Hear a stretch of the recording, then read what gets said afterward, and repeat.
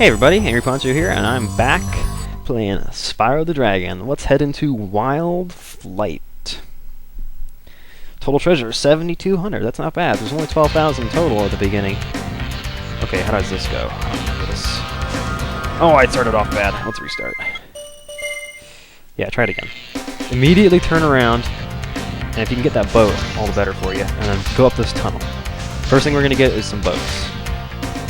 Ignore the arches. Go for the boats. You're gonna want the arches to be there later. So skid around, stay close to the water so you can flame the boats.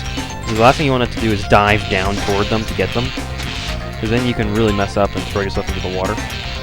And I'm gonna leave that one arch there. So we were gonna head past that and go start getting the golden crates here. Alright, head off to the left. Don't hit the ground right there. Arch around here, and then pick up these two. And we're going to take a hard right. Turn around and try to grab some of these airplanes in the air here. Follow against their path. That way you can get more of them faster. It's a little bit hard to do. Oh, the guy went right over my head, didn't he? He's not going to cut me, is he? Nope. He's not. There we go. Alright, now the arches should be nearby. Where are they? Shoot, I'm going the wrong way. Get back through here. Go through this sparkly tunnel. It's actually as soon as you shoot out, you're already facing towards the right tunnel, so don't turn around like I did. Now it's just a matter of flying through the arches. Ooh, I'm gonna cut it at the wire. This is gonna come down to like the seconds. Come on.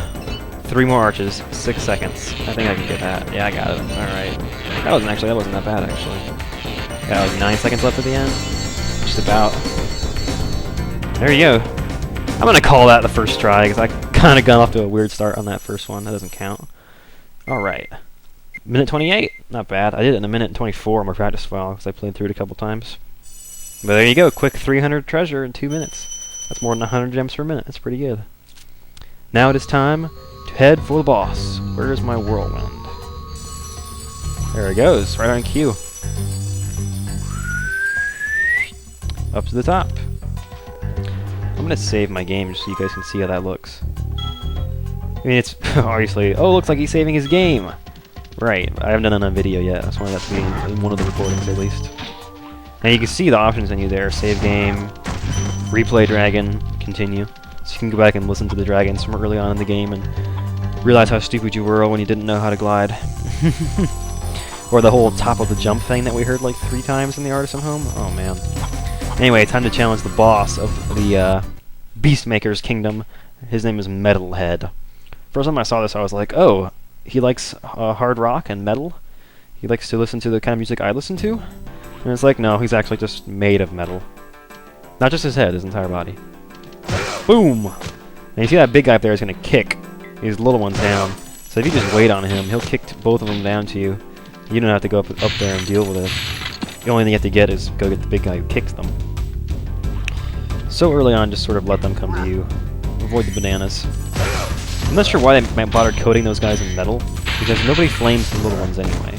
Because it's easier to charge through enemies than to flame an enemy. Guess I know I missed a gem back there, I'm gonna get it. Crap, I jumped right off the platform when I did that. Didn't want to. But it's easier to charge an enemy than it is to flame an enemy. Dude, that's not cool. So I think that, I mean, this is just me, but when I have a small enemy, I almost always go for the charge. Just because the flame takes a little bit more effort. And you're more likely to miss, too. I don't think I've ever really gone for an enemy with a charge and, like, missed, like, right out. Whereas with a flame, occasionally, if you're not quite close enough or you're not pointing the right direction just right, you can just kind of zip right by them. Flames just sort of tickle them a little bit. You hear them giggling in the background, right? Dude! Alright, apparently you can't charge into the bananas in order to avoid taking damage, so don't try that. That's a turkey. Maybe they're turkeys. I heard me between videos that they might not be chickens, they might be turkeys or something. So they're kind of gobbling. I don't really know if it's like a sound a chicken would make or a turkey or what. Dude, don't kick me. I'm gonna give you guys 2 for 1 just for that. Dude, you know you're within range. See what I'm talking about though? Flame is just a little bit finicky. One thing you might notice is that while Sparks is chasing after a butterfly to eat it, he won't be able to help you pick up gems. And you'll notice that it's like you don't have them for a second. You can still take hits. You still take damage normally, but he won't be there to help you pick up gems. Anyway, I noticed here that there's a whirlwind coming out of the top of this building. Hope you can see that. There is one there. And I thought, why would they have a whirlwind that's that short? And it occurred to me that it must come up from somewhere else, but I couldn't figure out where. And I got to looking at this, and I noticed down here, there's a platform. And there's a hole in this grate. And it leads back to a secret area. Not bad. If you like jumping up staircases. Really repetitive staircase. Dude, I just fell right off. What is going on? I was looking at that extra life. I considered going to get it, and then I realized I'm going to come back over here anyway. Ooh, right into the chest. That was nice. Yeah, staircases are probably the most impedimentary obstacle in this game. Is that even a word? Impeding? The most impeding obstacle? I don't know. They're an impediment. They sort of get in your way, because Spyro can't go up them quickly, because you have to just jump away from the land, jump away from the land. And it just takes longer to go up a staircase than it does to charge up the hill. And I think we just want to, when it shoots you out at the top of the whirlwind, just go forward in a straight line, don't mess with it. And then from here we can glide over to these gems.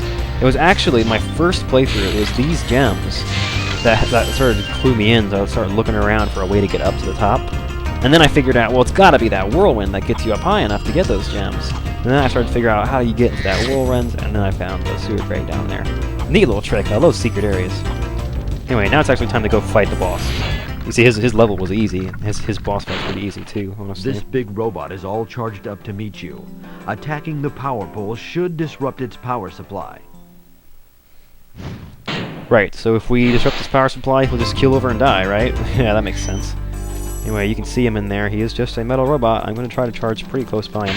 But you run to the poles when they're electrified, they will zap the hell out of you. You run right up to him, you can see what he looks like there. That's Metalhead. Normally I wouldn't just be jumping around right in front of the boss, but I wanted to make sure you guys had a chance to see what the boss looks like.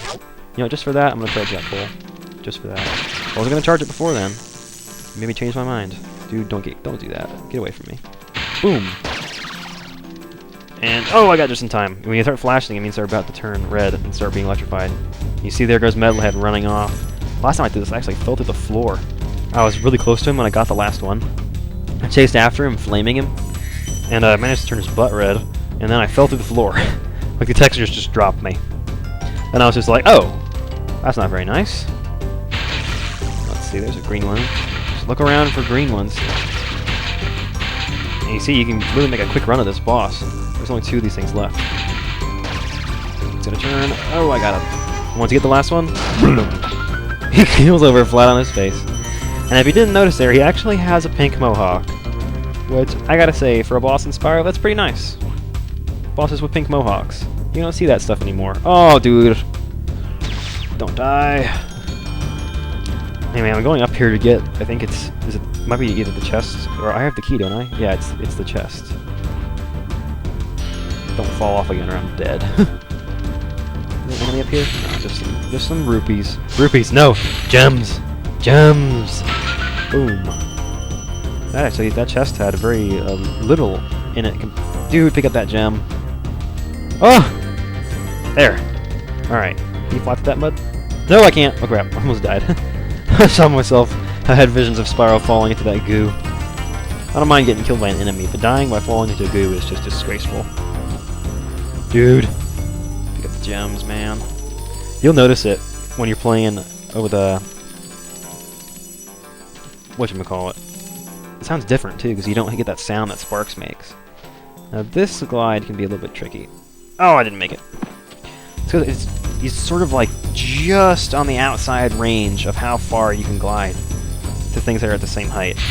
And if you charge at the end, it can give you a little bit extra distance to help you make it over there. As you can see, Spyro kind of picks up, like his body just lifts into the air in order to go above his head. And then that gives you that can be the difference between making it and not making it. Which of course there is no hovering in this game. If you've played the later Spyro games, you might be tempted to try that.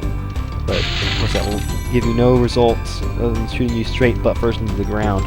Which I actually think is more useful, but hovering accomplishes the same thing, it just makes you go up first. Anyway, there's all 500, and I think that's only one dragon in that world. Like most bosses. Actually, it might be all bosses that only have one dragon. I'm not entirely sure, though. I think so. I can check the ones that we've seen. Yeah, that was right. They're all just one dragon boss world. Whew, and that completes for us the Beastmaker's Kingdom. We have now reached 72% completion of the game. 58 of 80 dragons means there's 22 more out there. 8,000 flat of the treasure. We only need 6,000. No, wait, no. We only need 50 dragons to get to the next world. We have 58, so we're good to go there.